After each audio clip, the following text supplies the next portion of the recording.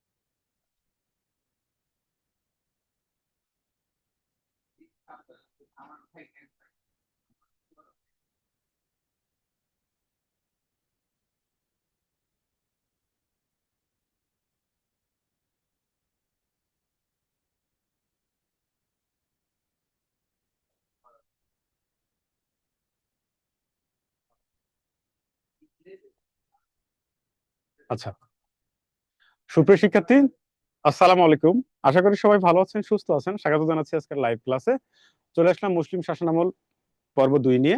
গতদিন আমি কোথায় শেষ করেছিলাম, কাইন্ডলি যদি আমাকে একটু বলতেন। হ্যাঁ, অনেকে সালাম দিয়েছেন। ওয়ালাইকুম আসসালাম। হ্যাঁ, আসি ভাই, ভালো আছি। কেমন আছেন আপনারা? হ্যাঁ, রবিউল ইসলাম। হ্যাঁ, ব্যাকগ্রাউন্ড কালো কালো না, এটা ঠিক আছে, অসুবিধা নেই, চলবে। এটা হচ্ছে চলবে, অসুবিধা নেই। ঠিক আছে, এটা চলবে, অসুবিধা নেই।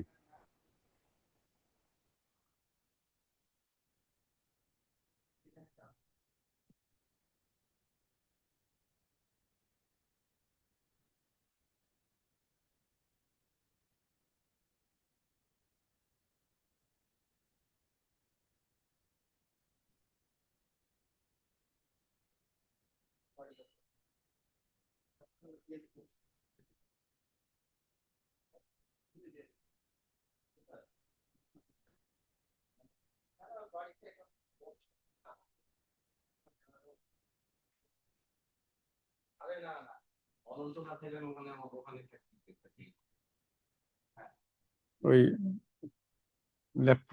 ডেস্কটপে কোনো কমেন্টস দেখা যায় না, ওটা ইয়ে করেন।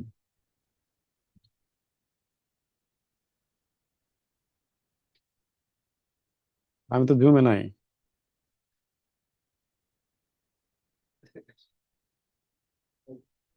ওকে। আচ্ছা, পরিবাজক অর্থ হচ্ছে পর্যটক। লিজা, পরিবাজক অর্থ হচ্ছে পর্যটক। আচ্ছা,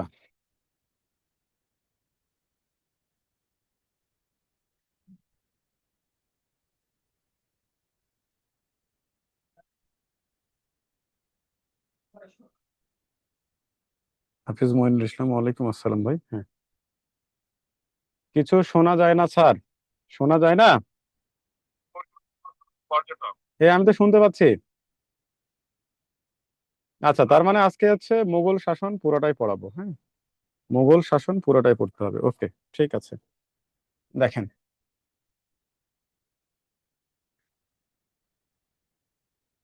আচ্ছা, বলা হচ্ছে মুঘল শাসন আমল। মুঘল শাসন আমল, হ্যাঁ।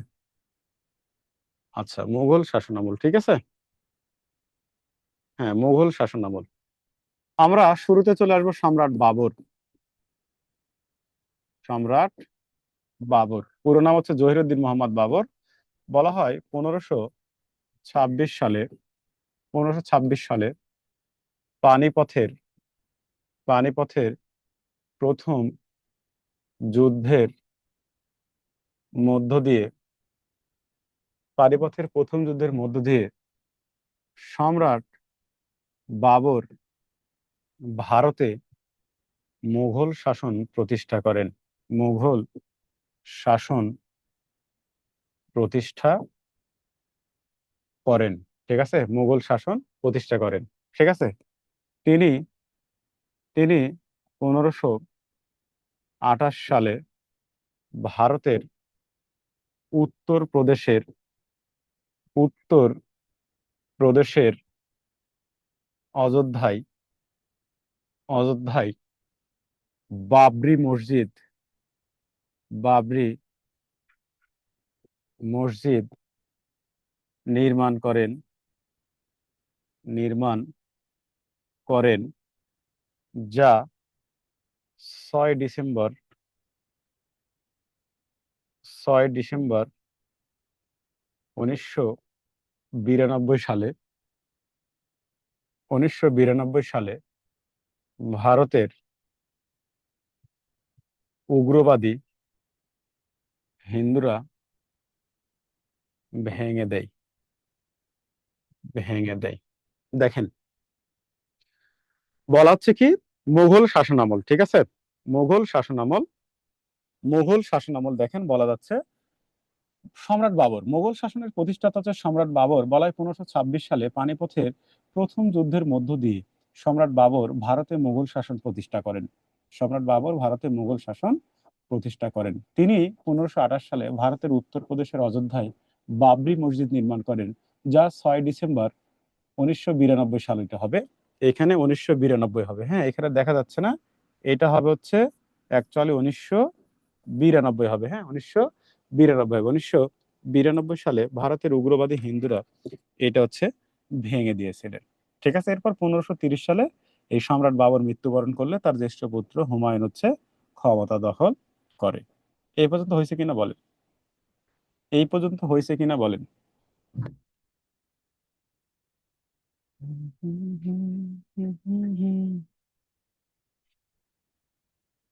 এখন শোনা যায়?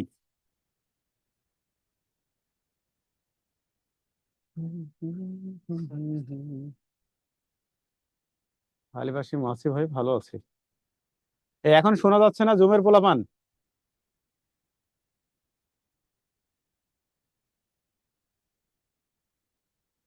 ওকে, ঠিক আছে।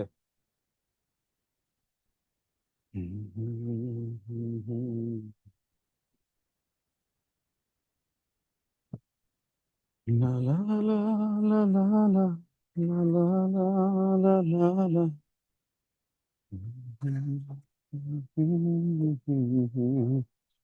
ওকে, এরপরে সম্রাট হুমায়ুন হুমায়ুন 1530 সালে 1530 সালে সম্রাট বাবর মৃত্যুবরণ করলে মৃত্যুবরণ করলে তার জ্যেষ্ঠ পুত্র জ্যেষ্ঠ পুত্র সম্রাট হুমায়ুন দিল্লির সিংহাসনে বসে বা মুঘল সিংহাসনে বসে। মুঘল সিংহাসনে সিংহাসনে বসে, ঠিক আছে। হুমায়ুন হুমায়ুন বাংলার নাম দিয়েছিলেন নাম দিয়েছিলেন জান্নাতাবাদ। জান্নাতাবাদ, অর্থাৎ যে মুঘল সম্রাট বাংলার নাম দেয় জান্নাতাবাদ তিনি হচ্ছে হুমায়ুন। তিনি বাবার মৃত্যুর পর, অর্থাৎ বাবরের মৃত্যুর পর, ঠিক আছে। উত্তরপ্রদেশের অযোধ্যায়, মারুফা হাফসা, উত্তরপ্রদেশের অযোধ্যায়, ঠিক আছে। ওকে, এরপর উত্তরপ্রদেশের অযোধ্যায়, ওকে, জান্নাতাবাদ। এরপর 1539 সালে, আচ্ছা, বাংলার প্রথম আফগান শাসক শের শাহের শের শাহের কাছে চৌসা যুদ্ধ ও পনেরোশো ও 1540 সালে কনৌজের যুদ্ধে কনৌজের যুদ্ধে কনৌজের যুদ্ধে 1540 সালে কনৌজের যুদ্ধে হুমায়ুন পরাজিত হয়ে পরাজিত হয়ে দিল্লি ছাড়তে বাধ্য হয়। এ সময় শেরশাহ শেরশাহ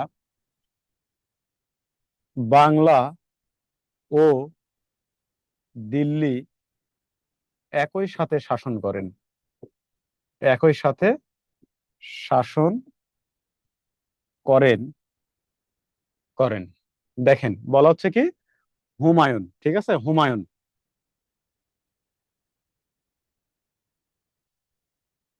পিডিএফটা আমার পার্সোনাল ছিল ভাই, যার কারণে আমি দিয়েছি। আর কোনো টিচার পিডিএফ দিবেন না, লোকমান হাকিম, আর কোনো টিচার পিডিএফ দিবেন না ভাই, ঠিক আছে।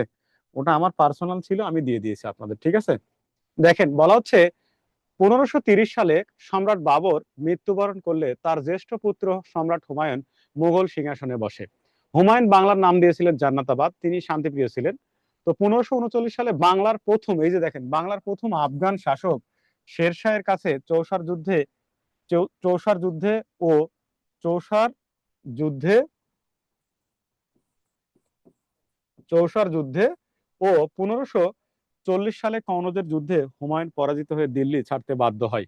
এ সময় শেরশাহ বাংলা দিল্লিতে একই সাথে শাসন করেন, অর্থাৎ একই সাথে শাসন কার্য পরিচালনা করেন, ঠিক আছে। এই পর্যন্ত বোঝা গেলে বলেন।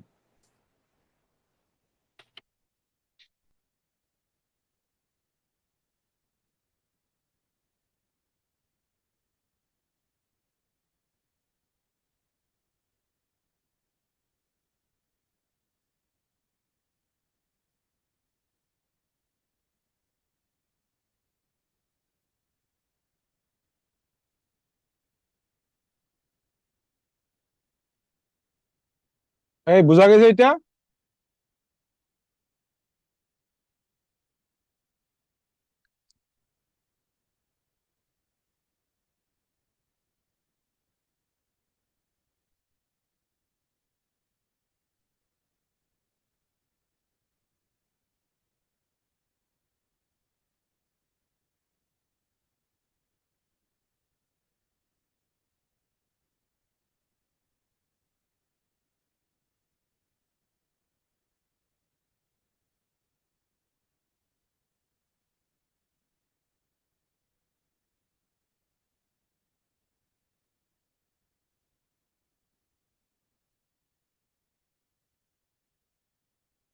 হুমায়ুন দিল্লি ছেড়ে ইরাকে চলে যান, ইরাক।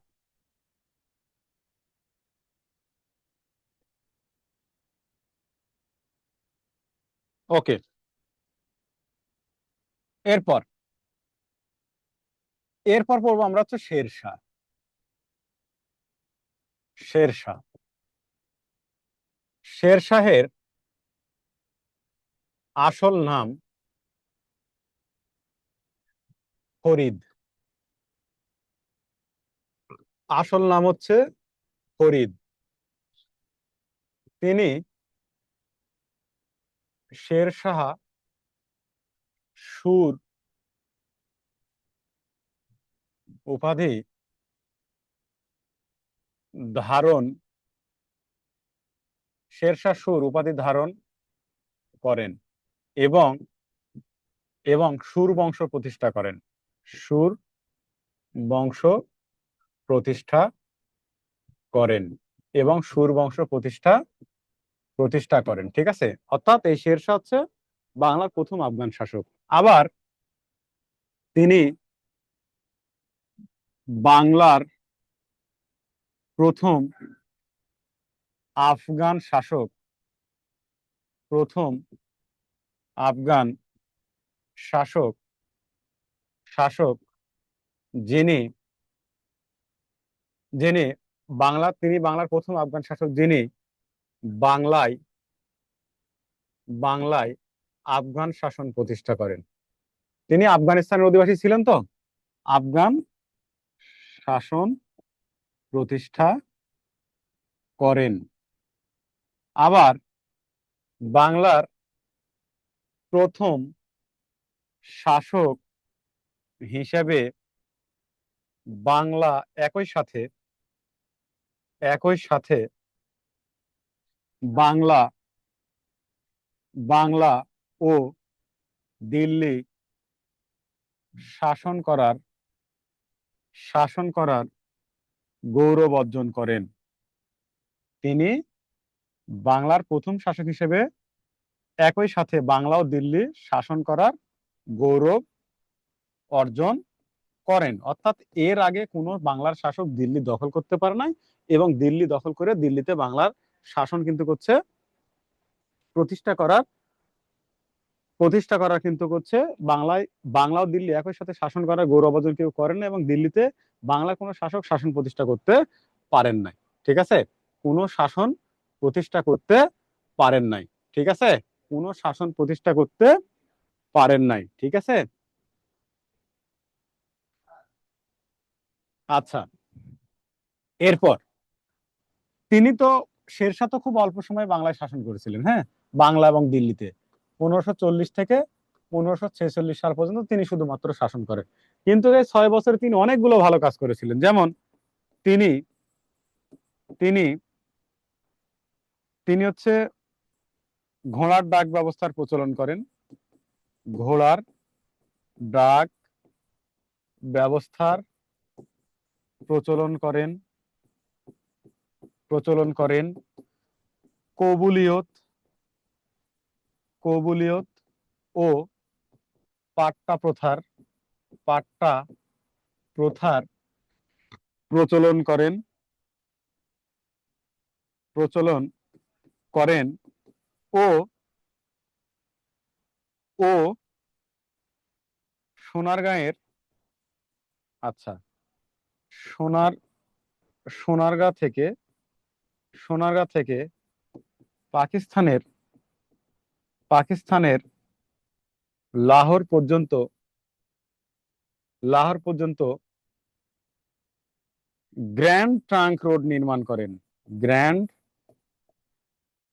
ট্রাঙ্ক রোড নির্মাণ করেন। দেখেন, grand trunk road grand trunk road নির্মাণ করেন। তাহলে আচ্ছা, গ্র্যান্ড ট্রাঙ্ক রোড, ঠিক আছে, এই যে গ্র্যান্ড ট্রাঙ্ক রোড তিনি নির্মাণ করলেন, এই গ্র্যান্ড ট্রাঙ্ক রোডের আসল নাম আসল নাম সড়ক ই আজম। ঠিক আছে, সড়ক ই আজম। গ্র্যান্ড ট্রাঙ্ক রোডের আসল নাম ছিল হচ্ছে সড়ক ই আজম। আমি একবার বলি, আবার মিলিয়ে নেন। ঠিক আছে, একবার বলি, মিলিয়ে নেন। বলা হচ্ছে শের শাহের আসল নাম ছিল ফরিদ। তিনি শের শের শের খান সুর, এখানে শের খান হবে, তিনি হচ্ছে শের খান সুর উপাধি ধারণ করেন এবং সুর বংশ প্রতিষ্ঠা করেন। তিনি বাংলার প্রথম আফগান শাসক যিনি বাংলায় আফগান শাসন প্রতিষ্ঠা করেন। আবার বাংলার প্রথম শাসক হিসেবে একই সাথে বাংলা ও দিল্লি শাসন করার গৌরব অর্জন করেন। ঠিক আছে, এরপর দেখেন, তিনি দেখেন ঘোড়ার ডাক ব্যবস্থার প্রচলন করেছিলেন, অর্থাৎ ঘোড়ার মাধ্যমে চিঠি আদান প্রদানের যে মাধ্যম, ওইটাকে বলা হয় কিন্তু ঘোড়ার ডাক ব্যবস্থা। আবার দেখেন তিনি কি করেছিলেন, কবুলিয়ত পাট্টা প্রথার প্রচলন করেছিলেন। কবুলিয়ত পাট্টা প্রথা হচ্ছে জমি ও খাজনা সংক্রান্ত বিষয়, জমি ও খাজনা সংক্রান্ত বিষয়। অর্থাৎ আমি মনে করেন শেরশাহ, আপনাদের আমি হচ্ছে কবুলিয়ত দিব, মানে জমি দিব, বিনিময়ে আপনারা আমাকে পাট্টা প্রদান করবেন, অর্থাৎ খাজনা প্রদান করবেন। এটাই মূলত হচ্ছে এই কবুলিয়ত পাট্টা প্রথা। এটাও তিনি চালু করেছিলেন। আবার বাংলাদেশের সোনারগাঁ থেকে পাকিস্তানের লাহোর পর্যন্ত গ্র্যান্ড ট্রাঙ্ক রোড নির্মাণ করেছিলেন। ঠিক আছে, গ্র্যান্ড ট্রাঙ্ক রোড 4300 কয়েক মিটার, 2 মিটার দৈর্ঘ্য প্রায়। তো ওই গ্র্যান্ড ট্রাঙ্ক রোড ইংরেজরা নাম দিয়েছিল, কিন্তু ওইটার আসল নাম ছিল সড়কি আজম, অর্থাৎ শেরশাহ সড়কি আজম নাম দিয়েছিল, কিন্তু ইংরেজরা পরবর্তীতে ওই সড়কি আজমের নাম পরিবর্তন করে গ্র্যান্ড ট্রাঙ্ক রোড নামকরণ করেন। ঠিক আছে, এই পর্যন্ত বোঝা গেল, আমাকে একটু বলেন।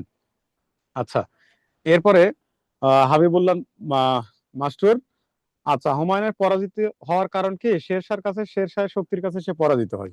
ঠিক আছে, শেরশাহ শক্তির কাছে সে কিন্তু হচ্ছে পরাজিত হয়। এই পর্যন্ত বোঝা গেলে বলেন।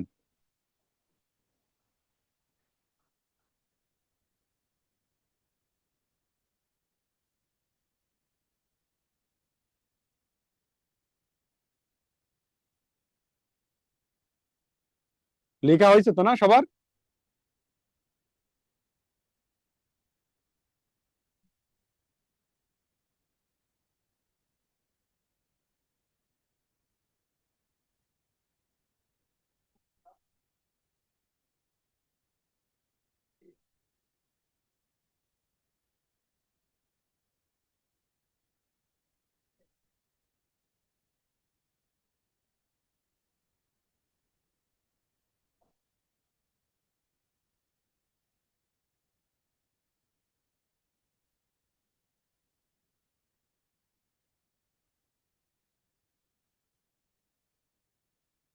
ওকে, এরপর এই যে হুমায়ুন যখন, এই সরি, শেরশাহ যখন হচ্ছে 1546 সালে যখন ক্ষমতা ছাড়লেন, তখন তার ছেলেরা কিন্তু ক্ষমতায় বসলো। তো শেরশাহ তো অসাধারণ একটা শাসক ছিলেন। ঠিক আছে, তার রণকৌশল, তার কূটকৌশল, তার কূটনৈতিক দক্ষতা, এইটাতে থেকে তিনি হচ্ছে বাংলা এবং দিল্লি শাসন করার গৌরব অর্জন করেন। সে যখন মারা যায়, তার ছেলেরা ক্ষমতা দখল করে।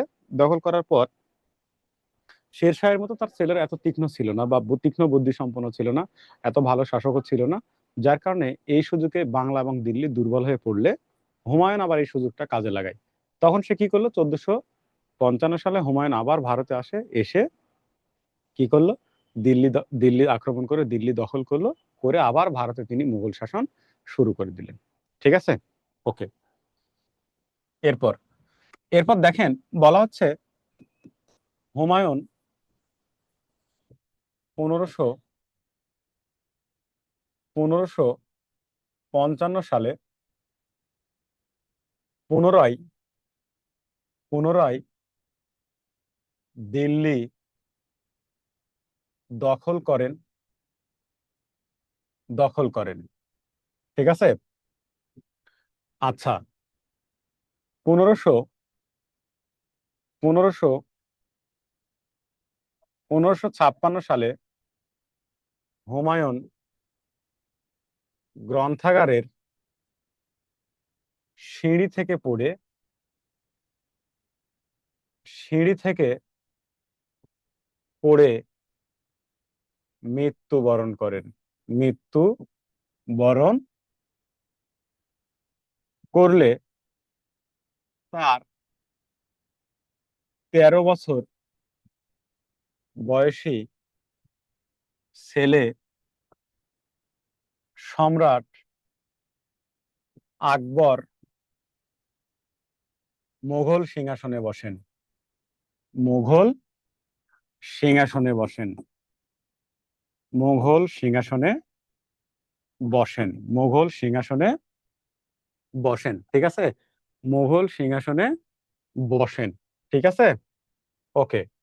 আচ্ছা, এ সময় এ সময় আকবরের আকবরের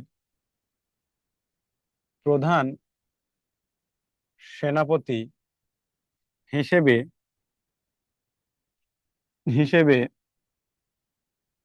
নিয়োগ দেওয়া হয় বৈরাম খানকে। বৈরাম খানকে। অনেকে এই বৈরাম খাঁকে বা বৈরাম খানকে আকবরের পালিত পিতাও মনে করেন। দেখেন, বলা হচ্ছে হুমায়ুন কি করলো, 1555 সালে আবার দিল্লি দখল করলো, করে 1556 সালে গ্রন্থাগারের সিঁড়ি থেকে পড়ে মৃত্যুবরণ করে। মৃত্যুবরণ করলে তার 13 বছর বয়সী ছেলে সম্রাট আকবর মুঘল সিংহাসনে বসেন। ঠিক আছে। এ সময় আকবরের প্রধান সেনাপতি হিসেবে নিয়োগ দেওয়া হয়েছে এই বৈরাম খানকে, কারণ আকবরের বয়স তো মাত্র 13 বছর। ঠিক আছে, মাত্র 13 বছর। সে আর কতটুকুই বুঝবে, কতটুকুই বা জানবে। তো এই বৈরাম খাঁকে আকবরের প্রধান সেনাপতি হিসেবে নিয়োগ দেওয়া হয়। বলা হয়ে থাকে এই বৈরাম খাঁ হচ্ছে আকবরের পালিত পিতাও বলা হয়। বৈরাম খাঁকে আকবরের পালিত পিতাও বলা হয়। যে কয়জন মুঘল শাসক ছিলেন তার মধ্যে শুধুমাত্র সম্রাট আকবরকে বলা হয় আকবর দি গ্রেট বলা হয়। আকবর দি গ্রেট, অর্থাৎ মুঘল শাসকদের মধ্যে শুধুমাত্র আকবরকেই বলা হয় আকবর দি গ্রেট। আকবর দি গ্রেট। ঠিক আছে, শুধুমাত্র এই সম্রাট আকবরকে বলা হয় আকবর দি গ্রেট। এই পর্যন্ত বুঝতে পারলে কাইন্ডলি একটু বলেন। প্রদীপ দা। হুম। বোঝা গেছে এই পর্যন্ত?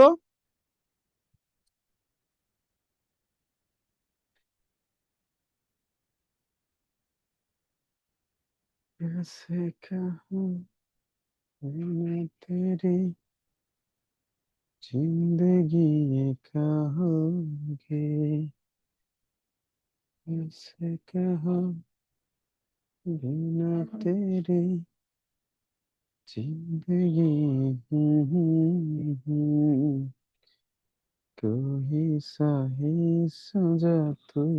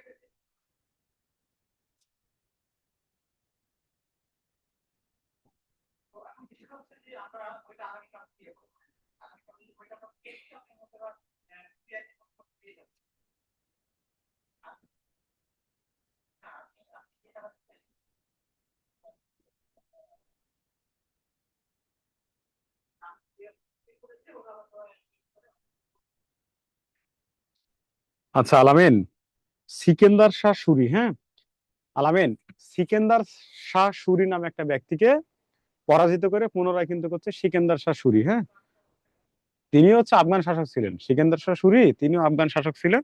তাকে পরাজিত করে কিন্তু করছে পরবর্তীতে তিনি এই দিল্লি দখল করেছিলেন। ঠিক আছে, ওকে, এই পর্যন্ত ওকে। আচ্ছা, আমরা চলে যাব সম্রাট আকবর।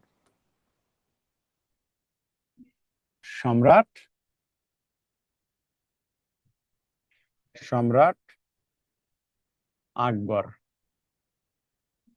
সম্রাট আকবর ছিলেন আকবর ছিলেন মুঘল শাসকদের মধ্যে, মুঘল শাসকদের মধ্যে শ্রেষ্ঠ শাসক।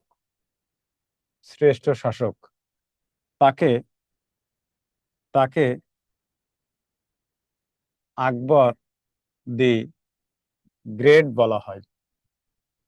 গ্রেট বলা হয়। তার সময়ে তার সময়ে পনেরোশো পনেরোশো ছাপ্পান্ন সালে 1556 সালে পানিপথের পানিপথের দ্বিতীয় যুদ্ধ সংগঠিত হয়। সংগঠিত হয় পানিপথের দ্বিতীয় যুদ্ধ কার কার মধ্যে হইল? আকবরের প্রধান সেনাপতি, আকবরের প্রধান সেনাপতি বৈরাম খাঁ,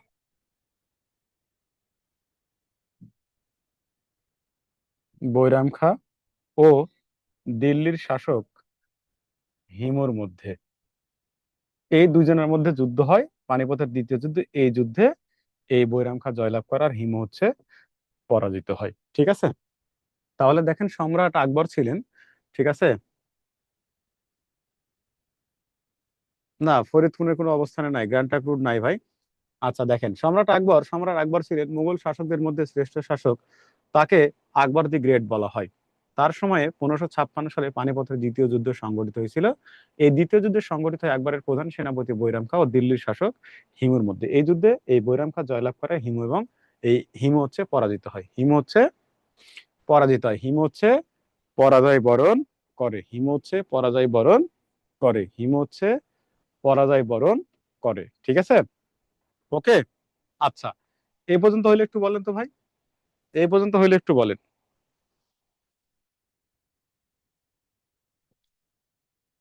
এই পর্যন্ত হইলে একটু বলেন।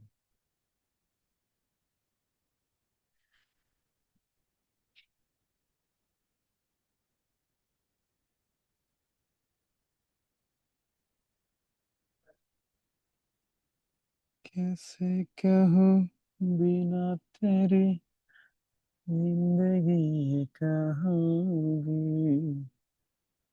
कोई शाही सजा तुम हो। এই পোলাপান কি ঘুমায় নাকি?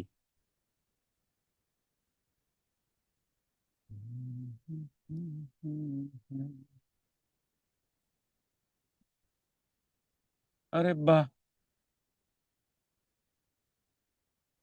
ওকে।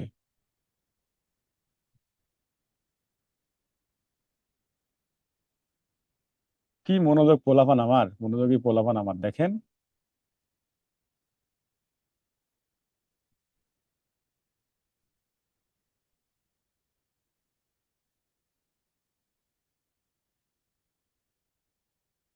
ওকে, ঠিক আছে।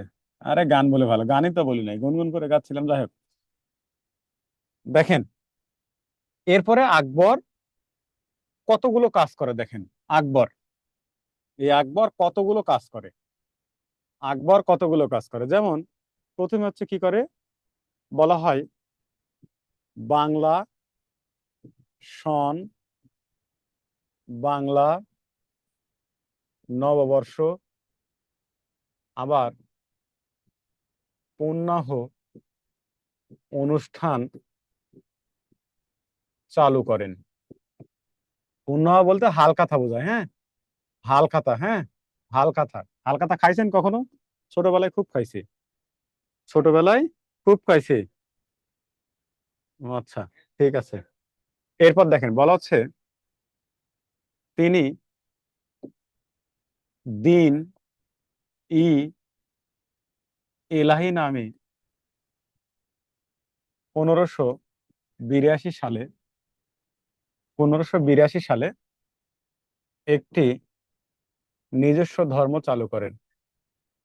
নিজস্ব, হ্যাঁ।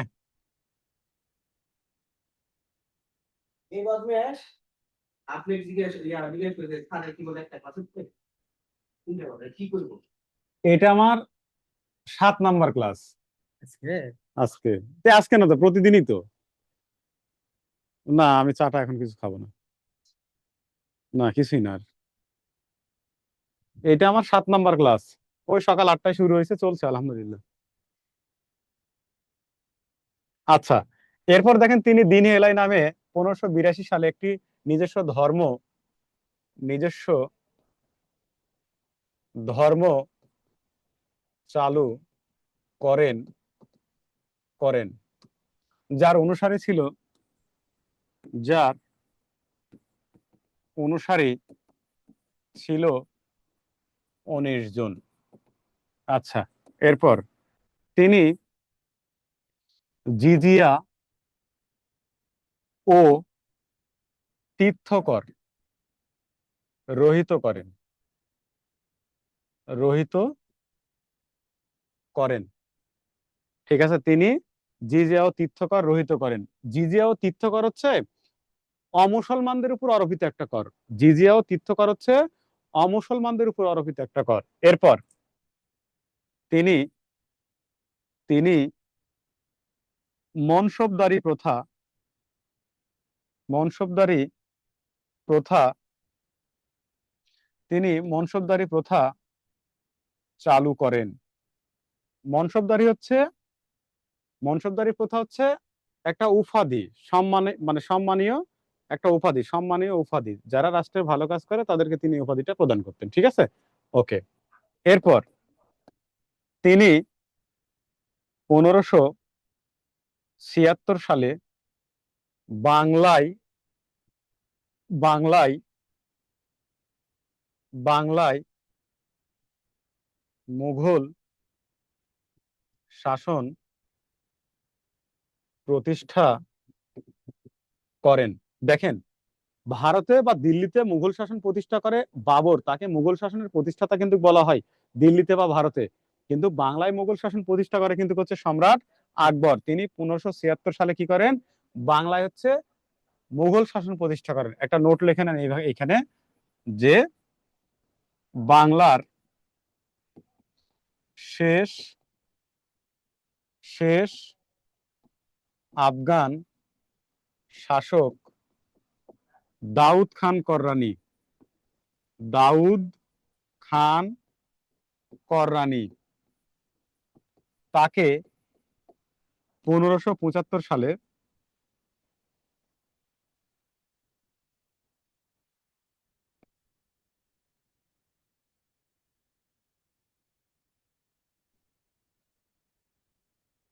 1575 সালে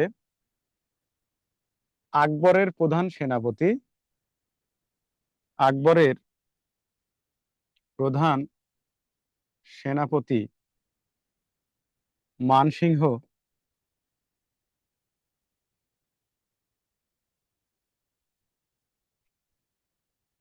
আকবরের প্রধান সেনাপতি মানসিংহ মানসিংহ আকবরের প্রধান সেনাপতি মানসিংহ রাজমহলের যুদ্ধে পরাজিত করে বাংলা দখল করেন। দেখেন, বাংলা দখল করেন, ঠিক আছে। এইখানে দেখেন বলছি যে বাংলার শেষ আফগান শাসক দাউদ খান কররানী, দাউদ খান কররানী দাউদ খান কররানী হ্যাঁ, দাউদ খান কররানী, তাকে 1575 সালে আকবরের প্রধান সেনাপতি মানসিংহ রাজমহলের যুদ্ধে পরাজিত করে বাংলা দখল করেন। বাংলা দখল করলে 1576 সালে আকবর কি করেন, বাংলায় মুঘল শাসন প্রতিষ্ঠা করেন। দেখেন, ভারতে মুঘল শাসন 1526 সালে প্রতিষ্ঠা হইলেও বাংলায় কিন্তু প্রতিষ্ঠা হয় 1576 সালে, অর্থাৎ প্রায় 50 বছর পরে। এই 50 বছর কিন্তু বাংলা কিন্তু হচ্ছে মুঘলদের বাইরে ছিল, দিল্লির অধীনে ছিল না কিন্তু, বা মুঘলদের অধীনে ছিল না কিন্তু। বাংলা নিজস্ব আফগান শাসক চলছিল। আফগান শাসক হয়েছে শের খান সুর, হুমায়ুনকে পরাজিত করে বাংলা দিল্লিতে দুই জায়গায় শাসন করলেন। ঠিক আছে, তো আফগান শাসক, প্রথম আফগান শাসক এই দাউদ শের খান সুর, আর সর্বশেষ আফগান শাসক দাউদ খান কররানী, যাকে পরাজিত করেছিল আকবরের প্রধান সেনাপতি মানসিংহ রাজমহলের যুদ্ধে 1575 সালে। ওই যুদ্ধে পরাজিত করার পর তিনি বাংলা দখল করলেন, অর্থাৎ মানসিংহ বাংলা দখল করলে 1576 সালে আকবর কি করলো, বাংলায় মুসলিম শাসন প্রতিষ্ঠা করলো। ঠিক আছে, এরপর আচ্ছা, তার সময়ে মানে আকবরের সময়ে, তার সময়ে তার সময়ে তার সময়ে তার সময়ে বাংলায় বাংলায় 12 ভূঁইয়াদের উত্থান ঘটে। উত্থান ঘটে দেখেন, তার সময় বাংলায় 12 ভূঁইয়াদের উত্থান ঘটে। ঠিক আছে, এই যে বাংলায় 12 ভূঁইয়াদের উত্থান ঘটলো, 12 ভূঁইয়া অ্যাকচুয়ালি কারা? বলা হয় হচ্ছে ভাটি অঞ্চলের জমিদার বা বড় বড় জমিদার। বাংলার ভাটি অঞ্চলের বড় বড় জমিদারদেরকে বলা হয় 12 ভূঁইয়া। তো আকবরের শাসনামলে এই 12 ভূঁইয়াদের উত্থান ঘটে, অর্থাৎ আকবর যখন বাংলা দখল করে, তো সমগ্র বাংলায় তিনি হচ্ছে তখন শাসন প্রতিষ্ঠা করতে পারেননি। মানে তখন ওই বড় বড় জমিদাররা আকবরের বশ্যতা মেনে নিতে চাননি, তারা নিজস্বভাবে শাসন করেছিলেন। ঠিক আছে, তো এই 12 ভূঁইয়াদের নেতা ছিলেন ঈশা খান। ঠিক আছে, এই 12 ভূঁইয়াদের নেতা ছিল, এই 12 ভূঁইয়াদের নেতা ছিলেন ছিলেন সোনারগাঁয়ের ঈশা খান। ঈশা, সোনারগাঁয়ের ঈশা খান, সোনারগাঁয়ের ঈশা খান। হ্যাঁ, 12 ভাইদের নেতা ছিলেন সোনারগাঁয়ের ঈশা খান। ঠিক আছে, সোনারগাঁয়ের ঈশা খান। ঠিক আছে, এই পর্যন্ত হইলে একটু বলেন তো ভাই, এই পর্যন্ত হইলে একটু বলেন, লেখা হইলে আমাকে একটু বলেন।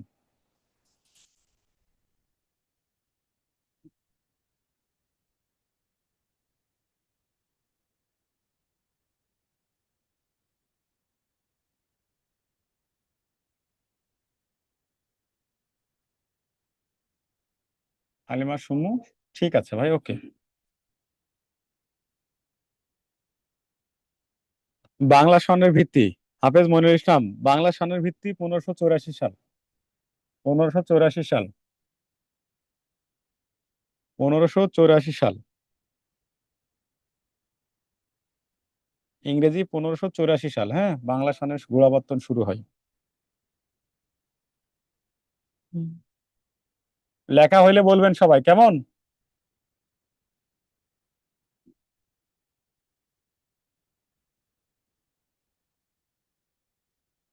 ওকে।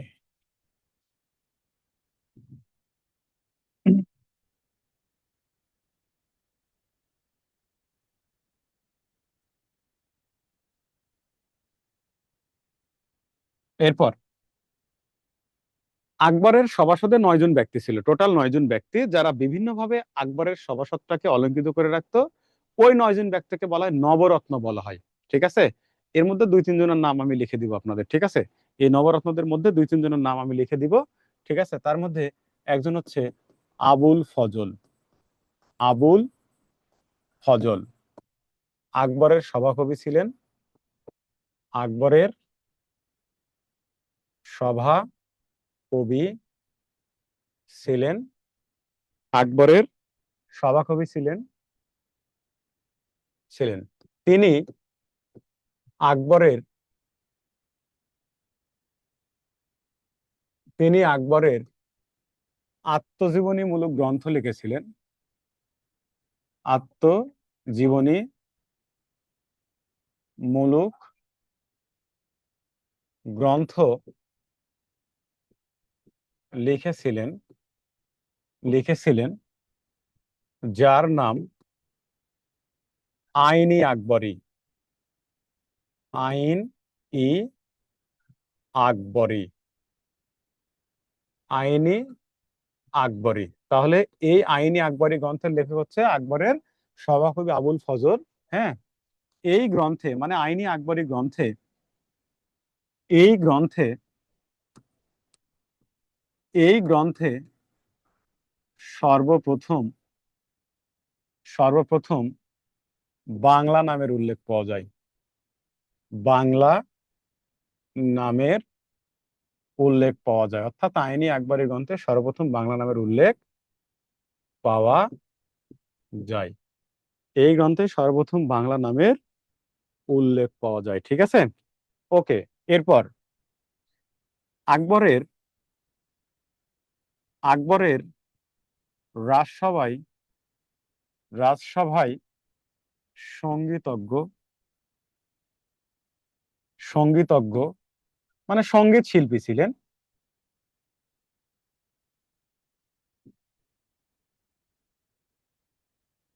সঙ্গীত শিল্পী ছিলেন তানসেন, যাকে বলা হয় মানে বলা হতো বুলবুল ই হিন্দ।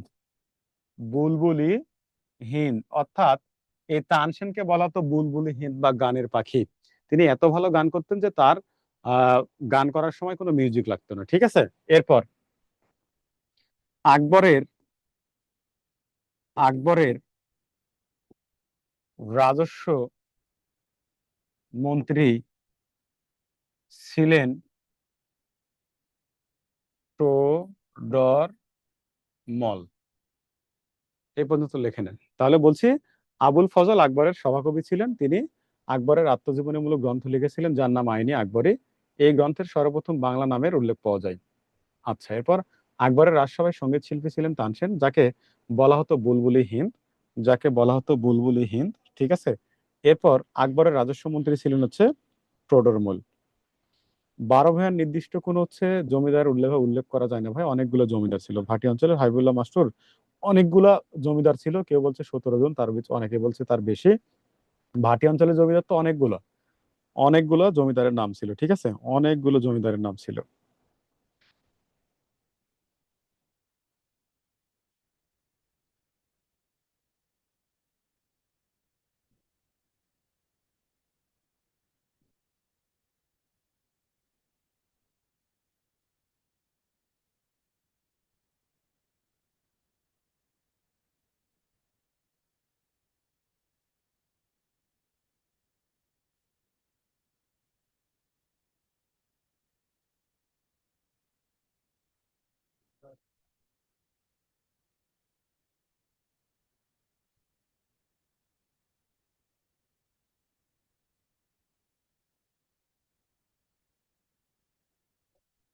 এই পর্যন্ত হয়েছে ভাই, বলেন তো এই পর্যন্ত হয়েছে কি?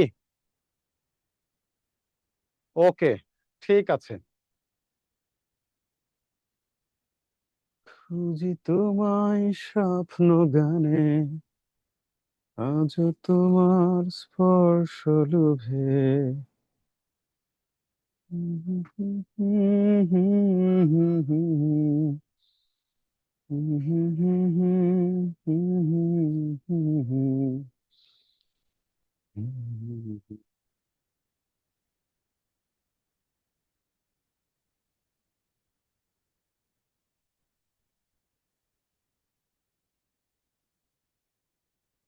যে তোমায় স্বপ্ন গানে।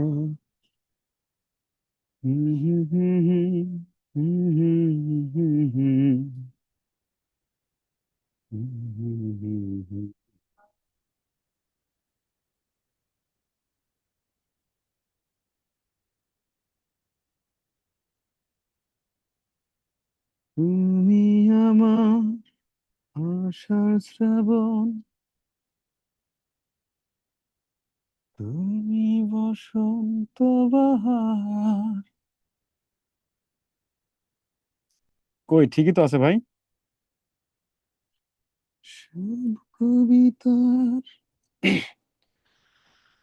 ছন্দ তুমি, দুঃখ সুখেরই ভেলায়। শোনা দিছি, আর লাগবে না আজকে। ভাইরে, সেই সকাল 8টায় ক্লাস শুরু করছি, এখন বাজে রাত 10টা, এখন আমার ক্লাস শেষ হয় না। এই যে কথা বলতে আসি বলতে আসি বলতে আসি বলতে আসি বলতে আসি, 2 ঘন্টায় 10 মিনিট ব্রেক পাই, তাও পাই না। এই অফিসে আসার পর এই ভর্তি সেই ভর্তি, হ্যান ভর্তি ত্যান ভর্তি। এ রাত 9টার সময় এসেও একটা অ্যাডমিশনের ছেলে ভর্তি হয়ে গেল। খাইছে একটা কলা আর একটা ডিম। দুপুরে নাস্তা করছে, মানে খাইছিলাম, মোটামুটি খাইছিলাম। এই তো চলছে, জীবন সুন্দর।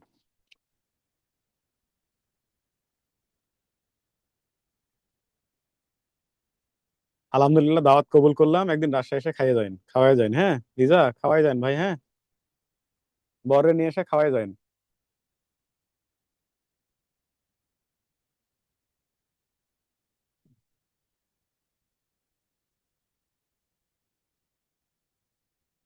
আরে না, কিছু হবে না, আল্লাহ উত্তম পরিকল্পনাকারী। অ্যাডমিশনের সময় তো, এখন একটু চাপ, হ্যাঁ এখন একটু না, ভালোই চাপ। হ্যাঁ, ইনশাল্লাহ দেখা হবে। আর আমি জাহাঙ্গীরনগর গেলে আপনাকে বলবো, ঠিক আছে? আমি জাহাঙ্গীরনগর গেলে বলবো, আমার জাহাঙ্গীরনগরে অনেক অনেক স্টুডেন্ট আছে, খুব কাছের স্টুডেন্ট আছে, ছোট ভাই আছে, ছোট বোন আছে, হ্যাঁ। আর শুধু জাহাঙ্গীরনগর না, বাংলাদেশের প্রত্যেকটা ইউনিভার্সিটিতে আলহামদুলিল্লাহ আমার স্টুডেন্ট আছে। আমার নিজের হাতে তৈরি, হাতে করা অনেক স্টুডেন্ট আছে আলহামদুলিল্লাহ। শান্তি লাগে, এসব মনে হলে শান্তি লাগে, খারাপ লাগে না, ভালো লাগে।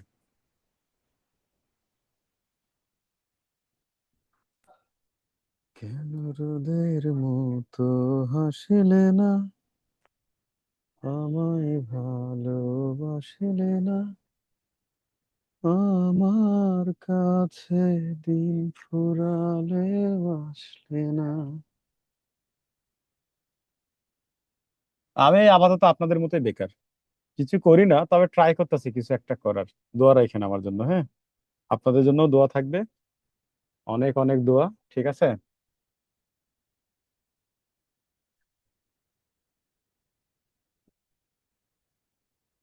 হ্যাঁ, ইনশাল্লাহ, অবশ্যই অবশ্যই ভালো টিচার হবে, দোয়া করি। আমার ভালো লাগে, বিশ্বাস করেন।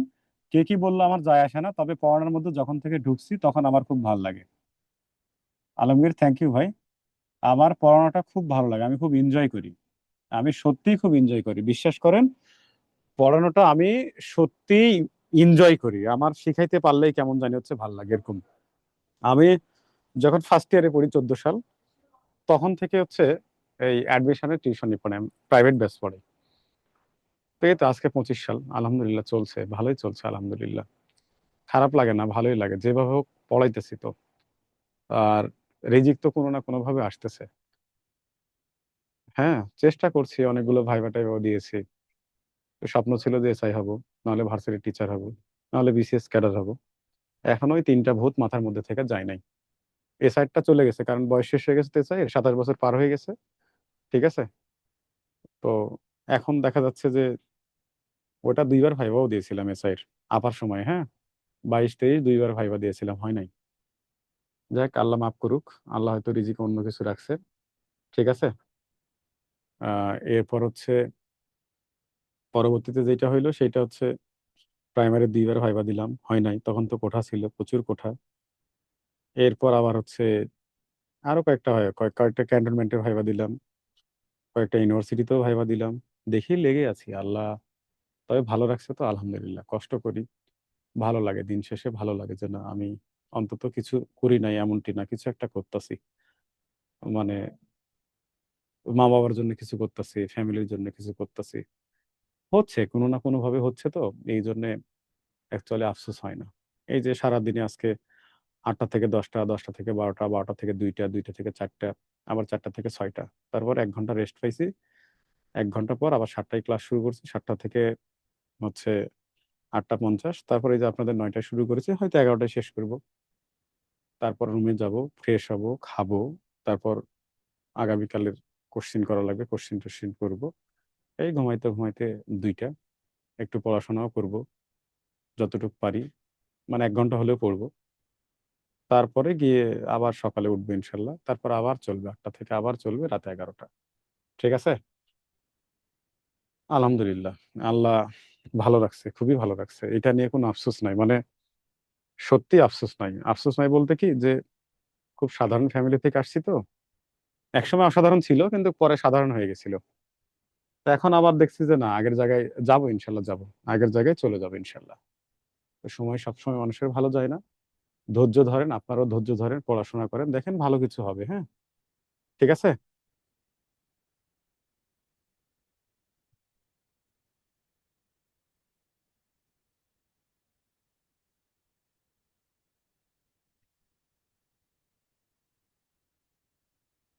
হ্যাঁ, চিনে মোটামুটি। আর আরেকটা কথা হচ্ছে যে পড়েন, হ্যাঁ, লেগে থাকেন, লেগে থাকলে কোনো না কিছু হয়। আর যদি নাও হয়, দেখি কোনো প্রাইভেট ইউনিভার্সিটিতে ঢুকে যাবো, রেজাল্ট আছে তো। কোনো প্রাইভেট ইউনিভার্সিটিতে ইন করাবো, তারপরে যে অনলাইনে পড়াবো, পড়াবো পড়াবো না এমনটি না। এই পড়ানোর নেশা আমি আরো 10 বছরে, মানে শরীর আমার যতদিন চলে আমি ততদিন পড়াবো, মানে আমার ভয়েস যতদিন চলে ততদিন আমি ইনশাল্লাহ পড়াবো। এইটা এইটা বলে হবে না, কারণ না পড়াইলে কেমন জানি খারাপ লাগে। ঠিক আছে। আল্লাহ ভরসা, ইনশাল্লাহ ভাই, দোয়া রাখেন, হ্যাঁ। ঠিক আছে। 49 দিয়েছিলাম, আসে নাই, এই কই কোশ্চিনে আসে রে ভাই, আরে এত 50 জন টিকাইছে মাত্র, আমাদের ইতিহাস থেকে খুবই কম। ঠিক আছে। তো যাই হোক, পড়তে পারিনি, বিশ্বাস করেন। এই অ্যাডমিশন শুরু করছে হচ্ছে সেপ্টেম্বরের ফার্স্ট উইকে, মানে প্রতি 1 তারিখে শুরু করছি, 2 তারিখে শুরু করছি, এখন পর্যন্ত নিজেকে সময় দেওয়ার মতো কোনো সময় পাইনি। বিশ্বাস করেন, কোনো সময় পাইনি। তো পরীক্ষায় টিকবো কি করে? মানে আমার পরীক্ষাগুলো এমন সময় হয়, তখন আমার অ্যাডমিশন শুরু হয়। ঠিক আছে। আরে আল্লাহ ভালো কিছু হবে ভাই, টেনশন করেন না, ভালো কিছু দিয়ে রাখছে ইনশাল্লাহ। ঠিক আছে। হ্যাঁ, আপনাদের জন্য তো অবশ্যই দোয়া থাকবে ভাই, দোয়া ছাড়া আমি আর কি করতে পারি বলেন। আপনাদের জন্য অবশ্যই দোয়া থাকবে। এই দোয়াটাই আপনাদের জন্য আমি করতে পারি। হ্যাঁ, এই দোয়াটাই আপনাদের জন্য আমি করতে পারি। ঠিক আছে, এটাই করতে পারি আপনাদের জন্য আমি। ঠিক আছে, ক্লাসে ফিরে যাই। হ্যাঁ, ওকে।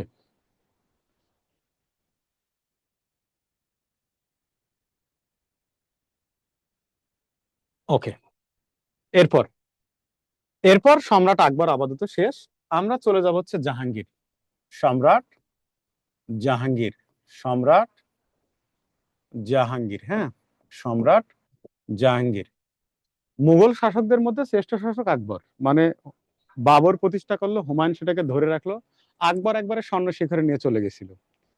জাহাঙ্গীরের আমল থেকে মুঘল শাসন হচ্ছে, মুঘল সাম্রাজ্য ধ্বংস হওয়া শুরু হয়েছে। ঠিক আছে, আচ্ছা, বলা হয় সম্রাট জাহাঙ্গীরের জাহাঙ্গীরের সুবেদার, সম্রাট জাহাঙ্গীরের সুবেদার ছিলেন, সম্রাট জাহাঙ্গীরের সুবেদার ছিলেন ইসলাম খান। ইসলাম খান, ঠিক আছে, ইসলাম খান। তিনি, মানে ইসলাম খান, তিনি 1608 সালে বাংলার সুবেদার সুবেদার নিযুক্ত হন, নিযুক্ত নিযুক্ত হন। ঠিক আছে, তিনি 1608 সালে বাংলার সুবেদার নিযুক্ত হন। আচ্ছা, হন। আবার 1608 সালে ইসলাম খান, ইসলাম খান ইসলাম খান বাংলা থেকে, বাংলা থেকে 12 ভূঁইয়াদের, ভূঁইয়াদের 12 ভূঁইয়াদের দমন করেন, দমন করেন। আবার তিনি, মানে ইসলাম খান, তিনি 1610 সালে ঢাকাকে বাংলার প্রথম রাজধানী করেন, রাজধানী করেন এবং নাম দেন, এবং নাম দেন জাহাঙ্গীরনগর। জাহাঙ্গীরনগর, লিজা, এই যে দেখেন জাহাঙ্গীরনগর। ঠিক আছে, জাহাঙ্গীরনগর। তাহলে কি, আসো আসো। আরে না, ব্যাপার না এগুলো। দেখেন, বলা হচ্ছে সম্রাট জাহাঙ্গীরের শাসন আমলে বাংলার সুবেদার হিসেবে নিয়োগ দিয়েছিলেন তারই বাল্য বন্ধু এই ইসলাম খানকে। ঠিক আছে, ইসলাম খান এসে কি করলো, 1608 সালে 12 ভূঁইয়াদের দমন করেন। ওই যে আকবরের শাসন আমলে যে 12 ভূঁইয়াদের উত্থান ঘটেছিল না, আকবরের শাসন আমলে। ঠিক আছে, ঠিক আছে, ওই যে দেখেন, বলা হচ্ছে আকবরের শাসন আমলে যে 12 ভূঁইয়াদের উত্থান ঘটেছিল, ওই যে নেতা ছিল ঈশা খান। তো 1608 সালে কি করলো ইসলাম খান, ওই 12 ভূঁইয়াদের দমন করলেন বাংলা থেকে। তখন 12 ভূঁইয়াদের নেতা ছিল হচ্ছে মুসা খান। এবং 1610 সালে তিনি আবার কি করলেন, ঢাকাকে বাংলার প্রথম রাজধানী করলেন এবং নাম দিলেন হচ্ছে জাহাঙ্গীরনগর। ঠিক আছে, ওই আকবর আবার কি করেছিল তার শাসন আমলে। হ্যাঁ, আচ্ছা, সরি, সম্রাট জাহাঙ্গীরের শাসন আমলে, সম্রাট সম্রাট জাহাঙ্গীরের শাসন আমলে, সম্রাট জাহাঙ্গীরের শাসন আমলে ইংরেজরা, ইংরেজরা বাংলায় আসেন, বাংলায় আসেন 1608 সালে, 1608 সালে, 8 সালে, এবং সুরাটে, সুরাটে, সুরাটে 1608 সালে, 1608 সালে বাণিজ্য কুঠি স্থাপন করেন। তাহলে ইংরেজরা জাহাঙ্গীরের শাসন আমলে বাংলায় আসে 1608 সালে, এবং ওই 1608 সালে সুরাটে বাণিজ্য কুঠি নির্মাণ করে। ঠিক আছে, আচ্ছা, এই যে 1608 সালে সম্রাট জাহাঙ্গীরের শাসন আমলে ইংরেজরা কি করলো, সুরাটে বাণিজ্য কুঠি নির্মাণ করলো, বলা হয় এই আকবর একটা মিনা বাজার নামে বউ বাজার প্রতিষ্ঠা করে গেছিল, মেয়েরা বাজার করতো। ওই বাজারে গিয়ে সম্রাট জাহাঙ্গীর কি করলো, মেহেরুন্নেসা নামে একটা মেয়েকে পছন্দ করলো। ওই মেহেরুন্নেসাকে পছন্দ করেই তার স্বামীকে কৌশলে হত্যা করে ওই মেহেরুন্নেসাকে বিয়ে করে সম্রাট জাহাঙ্গীর। করে ওই মেহেরুন্নেসার নাম দিয়েছিল হচ্ছে নূরজাহান। অনেক সুন্দরী ছিল, মানে শুনেছি আর কি, দেখি নাই। ওই ছোটবেলা একটা সিরিয়াল দেখলাম নূরজাহান, হ্যাঁ সিরিয়াল দেখতাম, বিটিভিতে একটা সিরিয়াল হইতো নূরজাহান। তো ওই নূরজাহান অনেক সুন্দর ছিল, এই সৌন্দর্যের প্রেমে পড়ে তার স্বামীকে কৌশলে হত্যা করে এই জাহাঙ্গীর হচ্ছে ওই মেহেরুন্নেসাকে বিয়ে করে নাম দিয়েছিল হচ্ছে ক্যাপ্টেন হকিন্স। ইংরেজের মধ্যে আসা হচ্ছে প্রথম হচ্ছে ক্যাপ্টেন হকিন্স, হ্যাঁ। তিনি সুরাটে বাণিজ্য কুঠি নির্মাণ করেছিলেন। ওকে, এই পর্যন্ত হলে বলেন।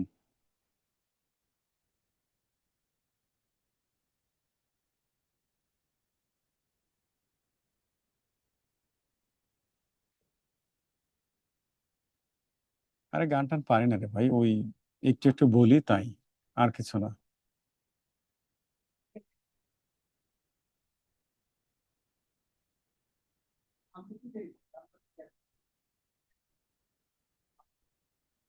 কেবলের মতো। হুম হুম হুম হুম হুম হুম হুম হুম হুম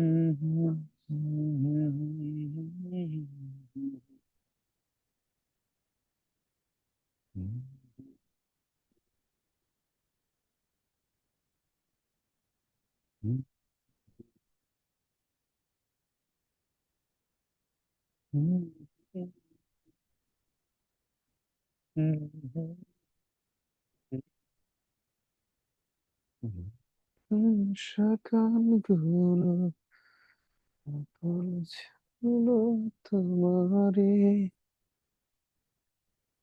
দূরে গেলে এটাই সত্যি, তুমি আমারে, শুধু আমারে।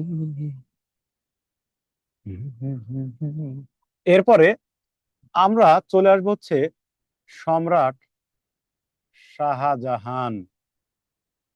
ওই যে একটা বাংলা সিনেমা আছে না, প্রেমের তাজমহল, রিয়াজ শাবনুরের গান আছে না, তুমি অমর করে দাও আমাকে, একটা গান আছে না?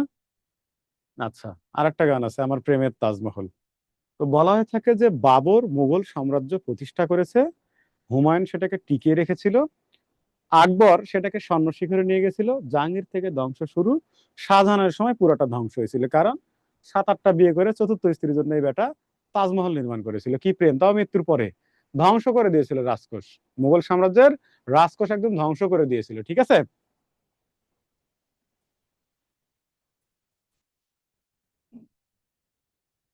হাবিবুল্লাহ মাসুদ আমি জানি না ভাই সঠিক অর্থ।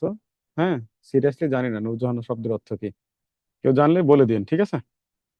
আচ্ছা, দেখেন শাহজাহান কি করেছিল, তাকে তাকে প্রিন্স অফ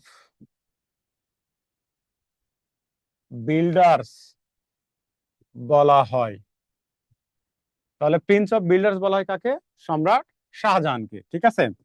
আচ্ছা, তিনি আগ্রার তাজমহল নির্মাণ করেন।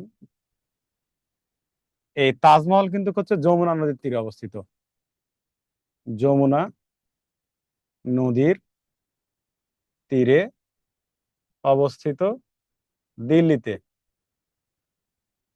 দিল্লিতে, হ্যাঁ। আচ্ছা, এরপর তিনি কোহিনূর মণি ও ময়ূর সিংহাসন নির্মাণ করেন। আচ্ছা, 1739 সালে পারস্যের সম্রাট, পারস্য বলতে ইরান, হ্যাঁ, পারস্যের সম্রাট নাদির শাহ কোহিনূর মণি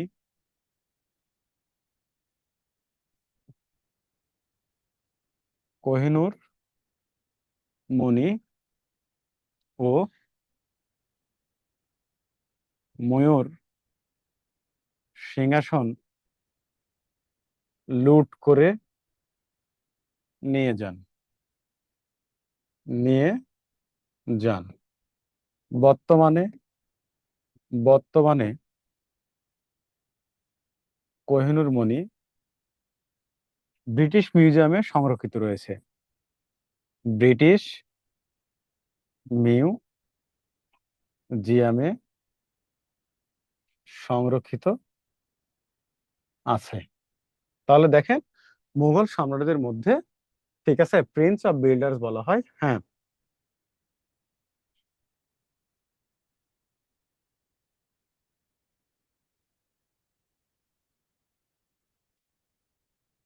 দেখেন, বলা হচ্ছে মুঘল সম্রাটদের মধ্যে প্রিন্স অফ বিল্ডার্স বলা হতো শাহজাহানকে। ঠিক আছে, তিনি আগ্রার তাজমহল নির্মাণ করেছিলেন। এই আগ্রার তাজমহল যমুনা নদীর তীরে অবস্থিত। তার স্ত্রী যে ছিল হচ্ছে মমতাজ, এটাকে মমতাজ মহলও বলা হয়। শ্বেত পাথরে তৈরি আগ্রার তাজমহল। ঠিক আছে, এই আগ্রার তাজমহল কিন্তু হচ্ছে শ্বেত পাথরে তৈরি। হ্যাঁ, আগ্রার তাজমহল হচ্ছে শ্বেত পাথরে তৈরি। হ্যাঁ, আগ্রার তাজমহল হচ্ছে শ্বেত পাথরে তৈরি, হোয়াইট পাথর যেটাকে আমরা বলি। ঠিক আছে, হোয়াইট পাথর যেটাকে আমরা বলি, এটাকে আমরা হোয়াইট পাথর বলি। ঠিক আছে, তো এই যে আগ্রার তাজমহল নির্মাণ করলেন, এটা হচ্ছে দিল্লিতে যমুনা নদীর তীরে অবস্থিত। এটা যমুনা নদীর তীরে অবস্থিত। এরপর দেখেন, তিনি কোহিনূর মণি ও ময়ূর সিংহাসন নির্মাণ করেন, যা 1739 সালে পারস্য সম্রাট নাদির শাহ এই কোহিনূর মণি ময়ূর সিংহাসন লুট করে নিয়ে চলে যান। ঠিক আছে, বর্তমানে কোহিনূর মণি ব্রিটিশ মিউজিয়ামে সংরক্ষিত আছে। ঠিক আছে, এই পর্যন্ত হইলে একটু বলেন। এই পর্যন্ত হইলে একটু বলেন।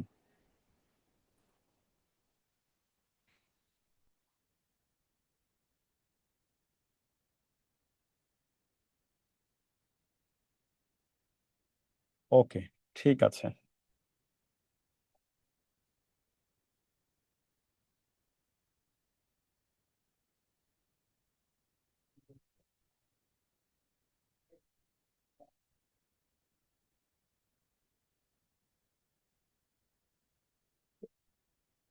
এদের মতো হাসিলে না, আমায় ভালোবাসলে না, আমার কাছে দিন ফুরালে আসলে না,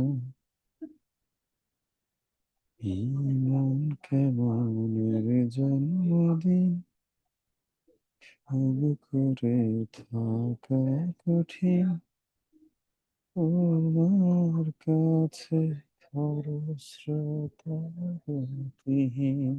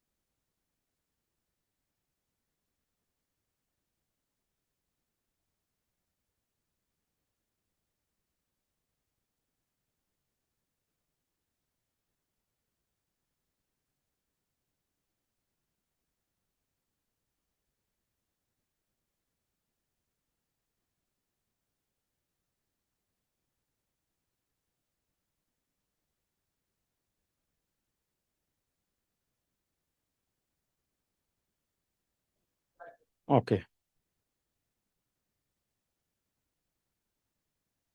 এরপর আমরা চলে যাবো হচ্ছে সম্রাট আওরঙ্গজেব। সম্রাট আওরঙ্গ আওরঙ্গজেব।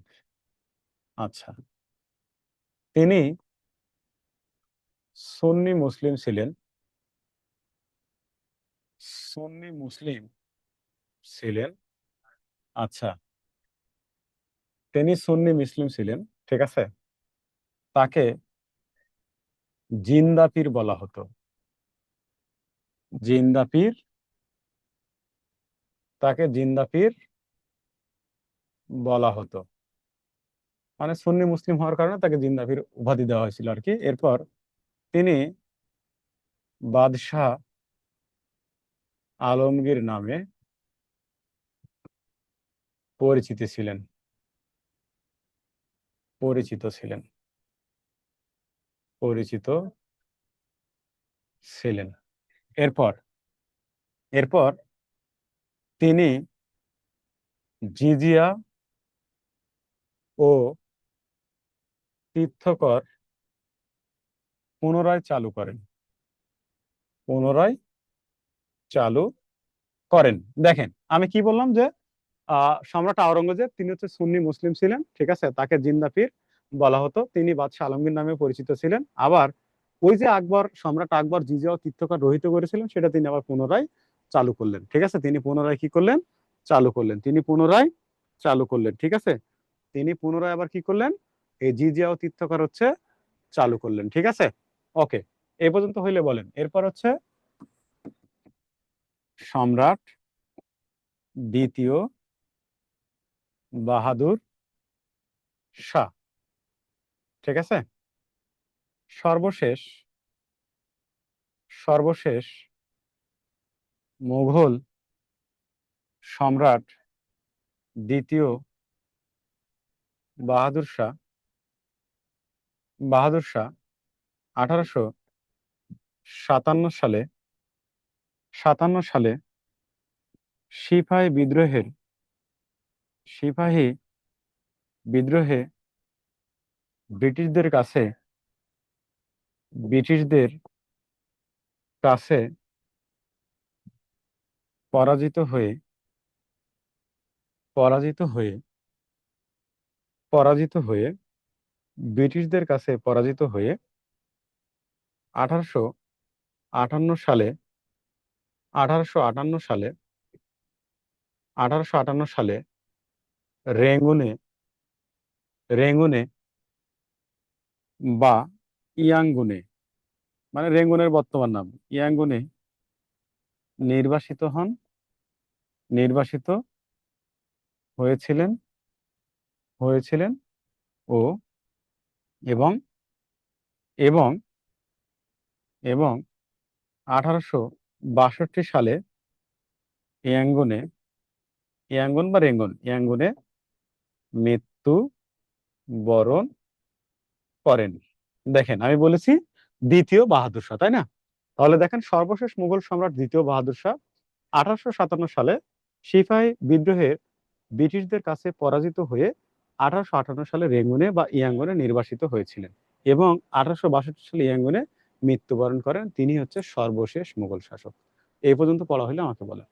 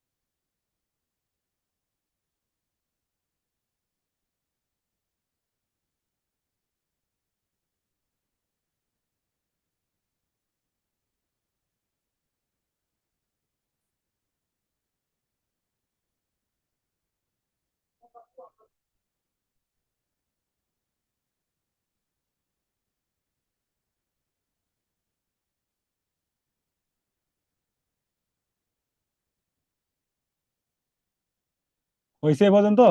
ওকে, আচ্ছা এখন আমরা পড়বো বাংলায় নবাবী শাসনামল। হ্যাঁ, মুঘল শাসনামল আপাতত শেষ, আমরা চলে যাব হচ্ছে নবাবী শাসনামল। হ্যাঁ, নবাবী শাসনামল। বাংলায়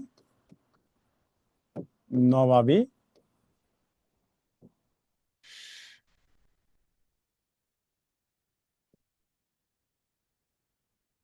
বাংলায় নবাবী শাসনামল। বাংলায় নবাবী শাসনামল। হ্যাঁ, দেখেন, বাংলায় নবাবী শাসনামলে প্রতিষ্ঠা করেন প্রতিষ্ঠা করেন মুর্শিদ কুলি খান। মুর্শিদ কুলি খান। তিনি বাংলার প্রথম স্বাধীন নবাব। 1717 সালে তিনি বাংলায় বাংলায় স্বাধীন নবাবী শাসনামল শুরু করেন। এরপর বাংলার শ্রেষ্ঠ নবাব ছিলেন শ্রেষ্ঠ নবাব ছিলেন আলীবর্দী খান।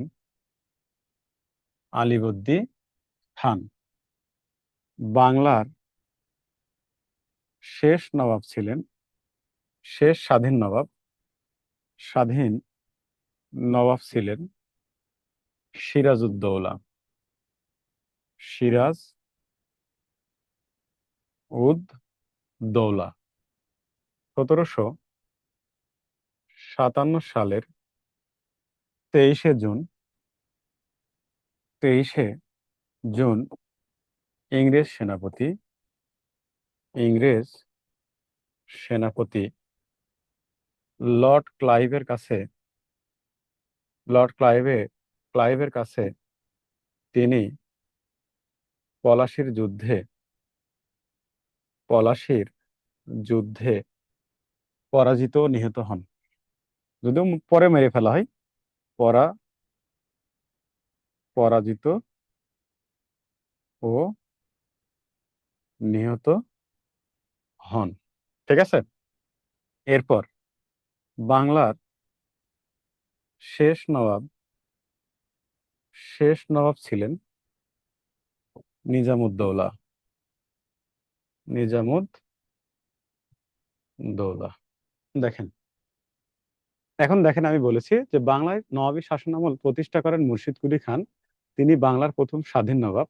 1717 সালে তিনি বাংলার স্বাধীন নবাবী শাসনামল শুরু করেন।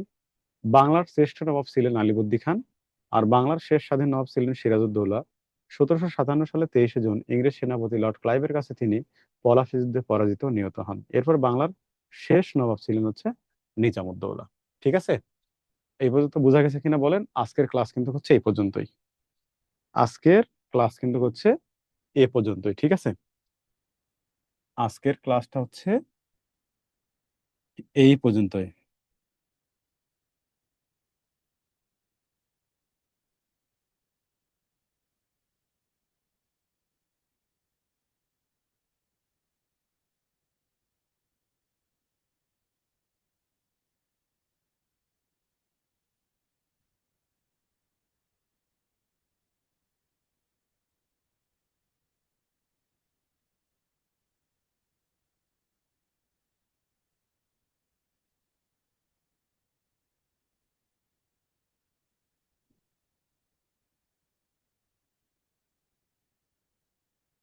আচ্ছা লিজা, আমার আমার হচ্ছে নাম আইডিতে নক দাও ভাই, এখানে দিলে আমি দিয়ে দিব। ঠিক আছে, আমার পিডিএফ দিয়ে দিব। ঠিক আছে, আমারে নক দিলে আমি দিয়ে দিব। হ্যাঁ, আর রুবেল মাহমুদ আমার আইডি। ঠিক আছে, রুবেল মাহমুদ। ঠিক আছে, আমার আইডি ওইটাতে। এই যে আমার আইডিটা, এই যে আইডিটা আমার হচ্ছে RU BL পেজ দিয়ে MAHMUD, এটা আমার হচ্ছে ফেসবুক আইডি। রিকোয়েস্ট দেন, আমি দিয়ে দিব। ঠিক আছে, যার যার লাগবে বলেন, আমি দিয়ে দেবনি, PDF দিয়ে দেবনি। ঠিক আছে, যার যার লাগবে আমি PDF দিয়ে দেবনি ভাই। ঠিক আছে।